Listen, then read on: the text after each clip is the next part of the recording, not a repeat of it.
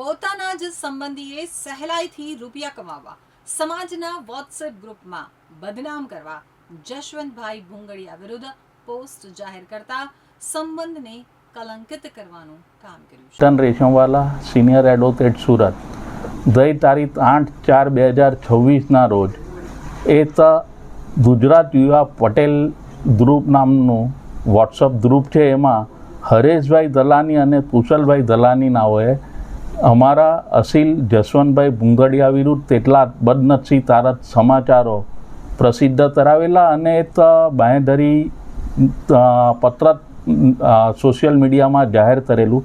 એ બાંહેધરી પત્રકમાં અમારા અસીલની સહી નથી, કોઈના ફોટા નથી, એની કોઈ કાયદાકીય વેલ્યુ નથી. એવો એક ડોક્યુમેન્ટ વોટ્સઅપ ગ્રુપમાં એમને ફોરવર્ડ કર્યો અને અમારા અસીલની બદનક્ષી થાય એવા લખાણો લખ્યા, જે બાબતે અમે ગુજરાત સમાચાર દૈનિકમાં આજે જાહેર નોટિસ આપી છે. અને સોશિયલ મીડિયાથી હું તમામ સુરત શહેરની જનતાને એવી વિનંતી કરું છું કે આ સમાચારો બદનક્ષીકારક છે, અમારા અસીલની પ્રતિષ્ઠાને ગંભીર નુકસાન પહોંચેલ છે. આ ગુજરાત યુવા પટેલ ગ્રુપ છે, એમાં પટેલ સમાજના આગેવાનો છે, ઘણા બધા એમાં પ્રતિષ્ઠિત વ્યક્તિઓ છે, વેપારીઓ છે. એ બધાએ પણ આ સમાચારોને કન્ડેમ કર્યા છે.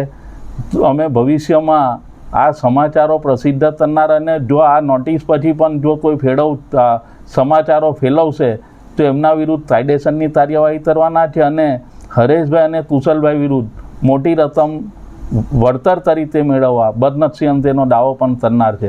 તો આ હકીકત જાહેર કરવા આજરોજ આ સોશિયલ મીડિયાથી પણ હું સુરતની પ્રજાને વિનંતી કરું છું કે આવા ભ્રામક સમાચારો ને પ્રચલિત અથવા તો એનું પ્રસારણ કરશો નહીં.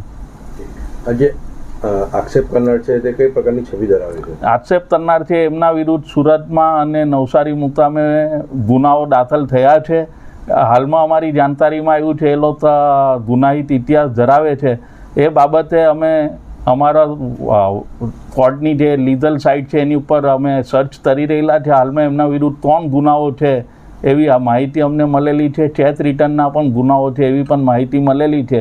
તો એ તમામ પુરાવાઓ અમે એકત્ર કરીને જવાબદાર વિરુદ્ધ કાયદેસરની કાર્યવાહી કરનાર છે.